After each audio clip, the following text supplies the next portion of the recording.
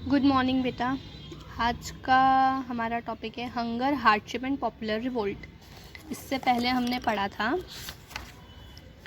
The romantic imagination and national feeling. ठीक है, अब हम पढ़ रहे हैं hunger, hardship and popular revolt की किस तरीके से यूरोप में क्या आने लगा, लोग भूखमरी से मरने लगे, उनको कठिनाइयाँ फेस करनी पड़ी और किस तरीके से उन लोगों ने उसके अगेंस्ट क्या किया, रिवोल्ट किया।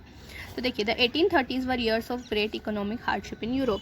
जो ईयर था 1813 का, वहाँ पर क्या हुआ, यूरोप में बहुत ज़्यादा हार्डशिप आने लगी, इकोनॉमिक हार्डशिप आने लगी, मतलब आर्थिक समस्या आने लगी।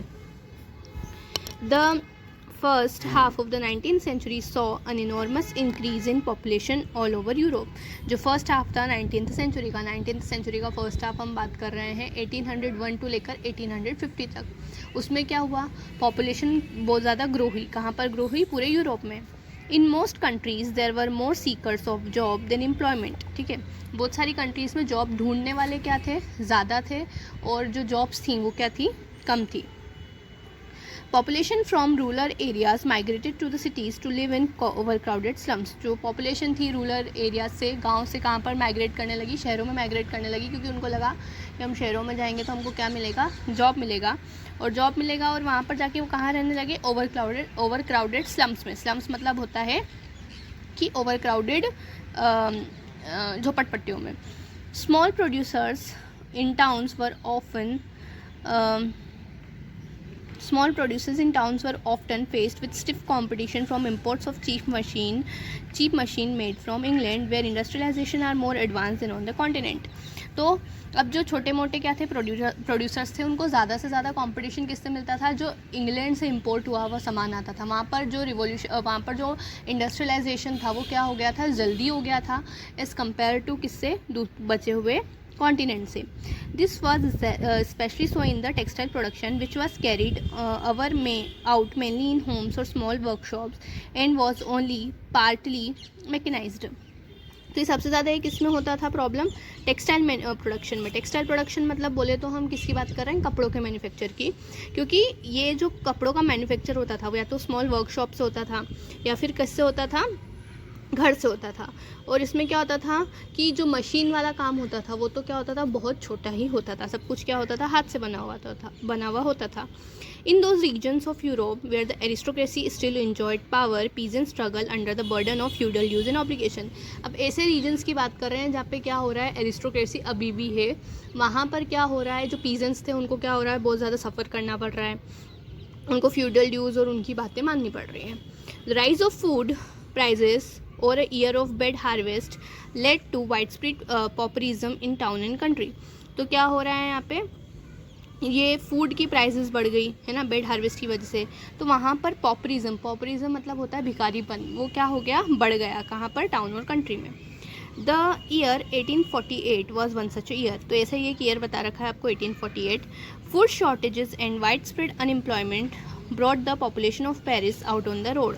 फूड शॉर्टेज थी, अनएम्प्लॉयमेंट भी बढ़ गया था, तो इसकी वजह से पेरिस के लोग कहाँ पर आ गए थे, रोड पर आ गए थे। Barricades were erected and Louis Philippe were force to flee. वहाँ से जो बैरिकेड्स थे, जो उनको रोकने के लिए चीज़ें लगा रखी थी, वो हटा दिया गया था, और लुइस फिलिप वहाँ से क्या हो गया था, भाग गया था। A national assembly proclaimed a republic, granted suffrage to all adult males above 21। एक नेशनल असेंबली बनाई, ठीक है, जिसने क्या बोला कि हम सबको क्या करेंगे, वोट देने का अधिकार देंगे। जब क्या होगा कि किसी की भी उम्र क्या होगी, 21 साल होगी, तो हम उसको 21 मेल्स की, किसी की भी मेल की उम्र अगर 21 साल है तो हम क्या करेंगे, उसको वोट देने का अधिकार देंगे। लेकिन पहले क्या था फ्रांस में, वहाँ पर ऐसा था, या यूरोप में ऐसा क्या था कि जो लोग सिर्फ क्या कर रहे हैं, टैक्स भर रहे हैं, या जिनके पास क्या है, पैसा है, वही क्या कर सकते हैं, वोट दे सकते हैं। And guaranteed the right to work. और उनको एक और किस चीज़ की गारंटी मिल गई, राइट टू वर्क की। National workshops to provide employment for set up. बहुत सारे वर्कशॉप्स बनाए गए जिसमें वो लोग क्या प्रोवाइड कर रहे थे, लोगों को एम्प्लॉयमेंट, उनको वहाँ पर लगाया गया। Earlier in 1845 weavers in Silesia had led a revolt against contractors who supplied them raw material and gave them order for finished textile but drastically reduced their payment। तो 1845 में सिलेसिया में क्या हो रहा था, एक रिवोल्ट हो रहा था कॉन्ट्रैक्टर्स के अगेंस्ट, जो उनको क्या प्रोवाइड करते थे, रॉ मटेरियल प्रोवाइड करते थे, और उनको ऑर्डर टाइम से फिनिश करने का क्या देते थे, ऑर्डर भी देते थे कि आपको क्या करना है, टाइम पे ये ऑर्डर फिनिश करना है। लेकिन जो उनका पेमेंट था उसको उन्होंने क्या कर दिया था, कम कर दिया था। The journalist Wilhelm Wolf describe the events in Silesian village as follows. तब वहाँ पे एक जर्नलिस्ट गए थे जिनका नाम दे रखा है आपको विल्हेम वॉल्फ। उन्होंने सिलेसियन विलेज की हालत बताई है आपको, देखिए किस तरीके से। In this village with 18,000 inhabitant, उस गाँव में कितने लोग रह रहे हैं, 18,000 लोग रह रहे हैं। Cotton weaving is the most wide spread occupation, वहाँ ज़्यादा से ज़्यादा लोग क्या करते हैं, कॉटन वीव का। The misery of the workers is extreme, जो लोग परेशान हो रहे हैं वो भी क्या है, बहुत ज़्यादा ही हैं। The desperate need for jobs had been taken advantage by the contractors to reduce the price of the goods they order. तो अब क्या, और ये जॉब्स की ज़रूरत ज़्यादा है तो इसका एडवांटेज किसने ले लिया है, कॉन्ट्रैक्टर्स ने ले लिया है, जो क्या कर रहे हैं, गुड्स की प्राइसेस को उन्होंने क्या कर दिया है, कम कर दिया है। On June at 2 p.m., a large crowd of weavers emerged from their homes and marched in pair-ups to the mansion of their contractor, demanding higher wages. अब ये क्या करा, 4 जून को 2 बजे बहुत सारे जो लोग थे वो इकट्ठे हुए और कहाँ पर चले गए, कॉन्ट्रैक्टर के यहाँ चले गए और वहाँ पर जाके उन्होंने क्या बोला कि हमको क्या चाहिए, हायर वेजेस चाहिए, हमको क्या चाहिए, जो हमारी दिहाड़ी है वो ज़्यादा चाहिए। They were treated with scorn and threats alternately. उनको धमकियाँ दी गई, उनको बहुत बुरी तरीके से वहाँ पे ट्रीट किया गया। Following this a group of them force their way into the house. तो अब इसके बाद क्या हुआ, कुछ लोग घर में घुस गए। Smashed its elegant window panes furniture porcelain. Another group broke into the storehouse and plundered it of supplies of cloth which they tore to shreds. तो एक लोग तो क्या हुए, घर में घुस गए, वहाँ पे तोड़ा फोड़ी कर दी, ठीक है, वहाँ के विंडोज़ को तोड़ दिया, फर्नीचर को तोड़ दिया, पोर्सिलेन डिशेस को तोड़ दिया। और एक ग्रुप जो था उसने क्या किया, वो चले गए वेयर हाउस में या स्टोर हाउस में और वहाँ पर उन लोगों ने जो भी कपड़े इकट्ठे कर रखे थे उनको क्या कर दिया, उनके टुकड़े टुकड़े कर दिए। The contractor fled with his family to a neighbouring village which however refuse to shelter such a person. और जो कॉन्ट्रैक्टर था वो पास के गांव में चला गया। वहाँ पे भी क्या हुआ कि लोगों ने उसको पनाह देने के लिए मना कर दिया कि तुम ऐसे इंसान हो जो लोगों के साथ ऐसे करते हो, हम तुमको यहाँ पे पनाह नहीं देंगे। He returned 24 hours later having requestioned the army. In the exchange that follows 11 weavers were shot. अब क्या हुआ, उसके बाद 24 घंटे के बाद आया और उसमें क्या हुआ, 24 घंटे के बाद आर्मी के साथ आया और आर्मी ने क्या कर दिया था, वहाँ पे 11 लोगों को शॉट कर दिया था, मतलब 11 लोगों को गोली मार दी थी। अब हमारा अगला टॉपिक है the revolution of the liberals.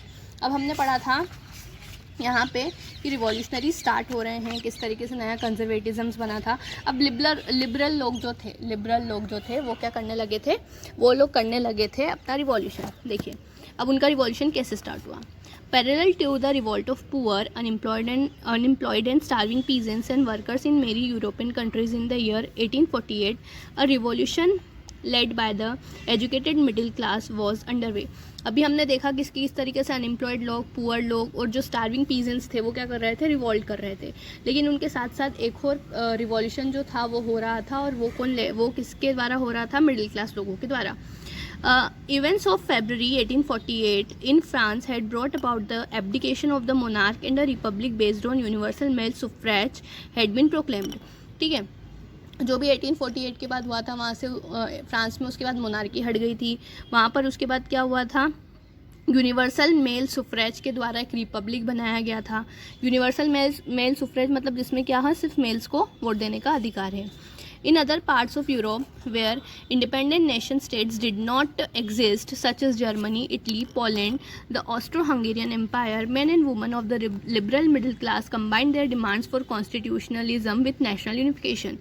अब ये हमने कहाँ की बात करी थी, फ्रांस की बात करी। अब हम यूरोप के दूसरे जगहों की बात करें जैसे कि Germany, Italy, Poland, Austro Hungarian empire, वहाँ पे जो मैन और वुमेन थे उन्होंने क्या किया, नेशनल यूनिफिकेशन की डिमांड को कॉन्स्टिट्यूशनलिज्म के साथ क्या कर दिया, जोड़ दिया। दोनों को क्या कर दिया, एक कर दिया कि अब उनको क्या चाहिए, कॉन्स्टिट्यूशन भी चाहिए और उनको क्या चाहिए, एक नेशनल यूनिफिकेशन भी चाहिए। मतलब उनको अपना एक खुद का देश भी चाहिए और उसमें क्या चाहिए, कॉन्स्टिट्यूशन भी चाहिए। They took advantage of the growing popular unrest to push their demands for the creation of nation state or parliamentary principle, a constitution, freedom of press and freedom of association. तो उन्होंने क्या किया, जो भी France में चल रहा था उस चीज़ का फ़ायदा लिया, उस चीज़ का फ़ायदा उठाया कि अगर हम कुछ भी करेंगे अभी इस टाइम पे तो जो भी रिवोल्ट आ रहा है, मतलब होता है ना बहती गंगा में हाथ धोना, वो वाले काम किए उन्होंने कि अब इतना सब कुछ हो ही रहा है तो थोड़ा सा हम रिवोल्ट और कर लेते हैं तो हमको क्या होगा, हेल्प मिलेगी, हमारा क्या बन जाएगा, एक नेशन स्टेट भी बन जाएगा और जो हमारे यहाँ कॉन्स्टिट्यूशन भी आ जाएगा, फ्रीडम ऑफ प्रेस भी आ जाएगी और फ्रीडम ऑफ एसोसिएशन भी आ जाएगी.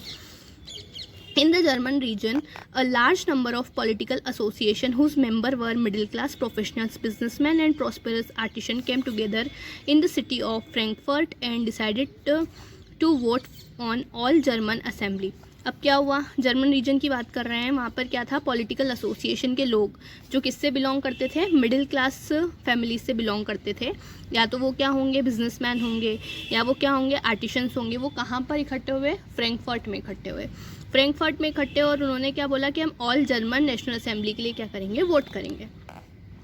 तो on 1848 831 elected representatives marched in festive procession to take their places in the Frankfurt Parliament convent as the convent in the Church of St. Paul. ठीक है, 18 मई 1848 को 831 elective president जो थे उनका क्या निकाला गया, जुलूस निकाला गया, उनका प्रोसेशन निकाला गया. और वो लोग कहाँ हुए, प्रोसेशन किस बात का निकाल रहे हैं कि वो लोग क्या रह रहे हैं, प्लेस ले रहे हैं, अपनी जगह ले रहे हैं. कहाँ पर ले रहे हैं, फ्रैंकफर्ट की पार्लियामेंट में, जो कहाँ पे हो रही है, सेंट पॉल चर्च में हो रही है. They drafted a constitution for a German nation to be headed by a monarchy subject to a parliament. उन्होंने एक ऐसा कॉन्स्टिट्यूशन निकाला जर्मन के लिए जिसमें क्या होगी, हेड कौन होगा, मोनार्की होगी, मतलब राजा हेड होगा, लेकिन उसको भी किसके नियम फॉलो करने पड़ेंगे, पार्लियामेंट के नियम फॉलो करने पड़ेंगे, कॉन्स्टिट्यूशन के नियम फॉलो करने पड़ेंगे. When the deputies offered the crown on this terms to Frederick Wilhelm IV, king of Prussia, he rejected it and joined other monarch to oppose the elected assembly. अब जब उस time का वहाँ का राजा जो था, जर्मनी का बात कर रहे हैं हम, प्रूशिया मतलब जर्मनी की बात कर रहे हैं, उसको इन टर्म्स पे बोला गया कि आप क्या बन जाइए, यहाँ के राजा बन जाइए. आप राजा तो हैं लेकिन आपको किसकी बात माननी पड़ेगी, कॉन्स्टिट्यूशन की माननी पड़ेगी. नाम दे रखा है आपको फ्रेडरिक विल्हेम IV, तो उसने मना कर दिया और उसने ना दूसरे राजाओं के साथ जाके मिल लिया जो क्या कर रहे थे, इस नेशनल असेंबली के क्या थे, अगेंस्ट थे. While the opposition of the aristocracy and military became stronger, the social basis of parliament eroded.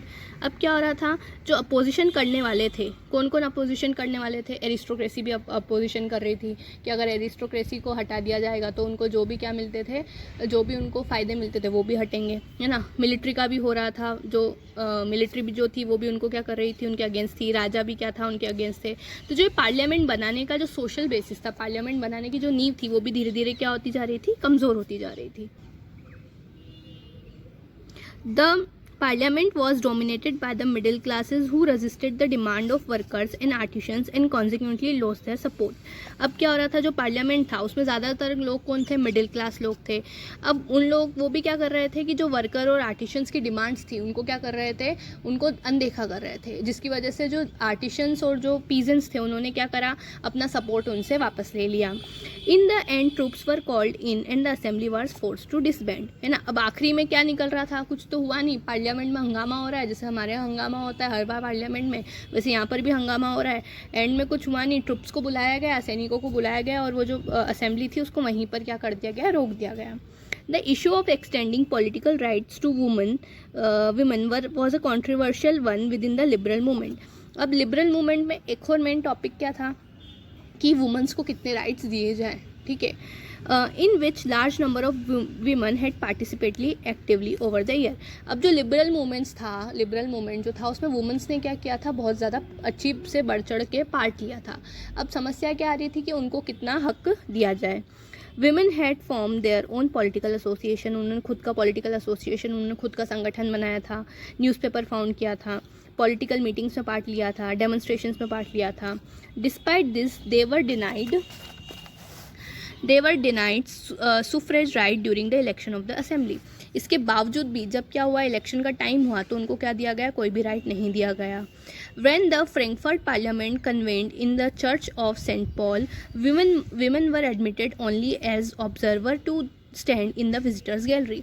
जब क्या हो रहा था, सेंट चर्च में क्या हुई, ये वोटिंग का काम चल रहा था, तो विमेंस को सिर्फ क्या बना के रख दिया गया, एक विजिटर बना के रख दिया गया और उनको विजिटर की गैलरी में बिठा दिया गया. जैसे कि आप इसमें देखिए, यहाँ पे सारे मेल्स बैठे हैं और यहाँ पे सारे विमेंस बैठी हैं. यहाँ पे जो लोग बैठे हैं सब मेल है और इनको क्या है, वोट देने का अधिकार है. लेकिन विमेंस ने भी क्या किया था, इस मूवमेंट में बहुत बढ़ चढ़ के हिस्सा लिया था, लेकिन उनको सिर्फ विजिटर गैलरी में बिठा दिया गया और उनको सिर्फ दर्शक बना के रख दिया गया.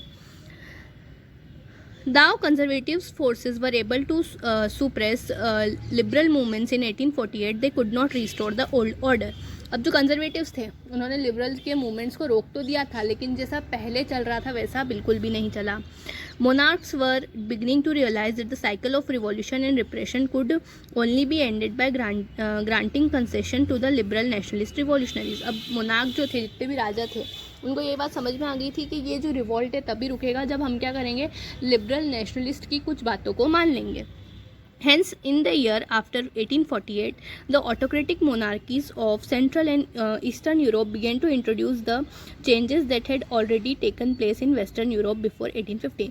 तो 1848 में सेंट्रल और ईस्टर्न यूरोप में ऑटोक्रेटिक मोनार्की आ गई. ठीक है, ऑटोक्रेटिक मोनार्की आ गई जो पहले से ही क्या थी, वेस्टर्न यूरोप में थी, सेंट्रल यूरोप में नहीं थी.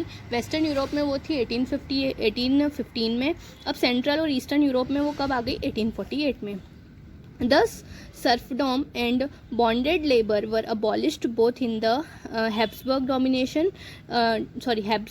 dominions and in Russia. तो अब जो दास प्रथा थी, बॉन्डेड लेबर प्रथा थी, ये सब क्या हो गई, धीरे धीरे हट गई. कहाँ पे हट गई, हैब्सबर्ग डोमिनियन में और रशिया में. The Habsburg ruler granted more autonomy to the Hungarians in 1867. जो हैब्सबर्ग के रूलर्स थे उन्होंने क्या कर दी, बहुत ज़्यादा ऑटोनॉमी प्रोवाइड कर दी. किसको, हंगेरियंस को. हंगेरियंस मतलब कौन, जो कहाँ रह रहे हैं, हंगरी में रह रहे हैं. कब दी इन लोगों ने, 1867 में. देखिए हमको दो वर्ड दिख रहे हैं, एक तो आइडियोलॉजी. आइडियोलॉजी मतलब क्या होता है, system of ideas reflecting particular social and political vision. ठीक है, एक ऐसा सिस्टम जिसमें आपकी कोई भी राय दिखती है कि आप क्या सोचते हो. ठीक है, जैसे कोई भी सोशल थिंकिंग हो सकती है आपकी, कोई भी पॉलिटिकल थिंकिंग हो सकती है. जो आपकी थिंकिंग है उसको क्या बोलेंगे, आइडियोलॉजी बोलेंगे. अगला आपको दे रखा है feminist. Awareness of women's right and increase and interest based on the beliefs of the social, economic and political equality of the gender. अब फेमिनिस्ट क्या हो सकता है कि आपको विमेंस के राइट्स के बारे में पता है. ठीक है, और वो जो विमेन के राइट्स हैं वो किस बेसिस पे बिलीफ हैं कि क्या होगा, उनको इक्वालिटी प्रोवाइड होगी. ठीक है, इक्वालिटी प्रोवाइड होगी किस किस एरिया में, सोशल, इकोनॉमिक और पॉलिटिकल एरिया में. अब हमारा नेक्स्ट टॉपिक है the making of Germany and Italy. ये हम पढ़ेंगे नेक्स्ट क्लास में. Thank you.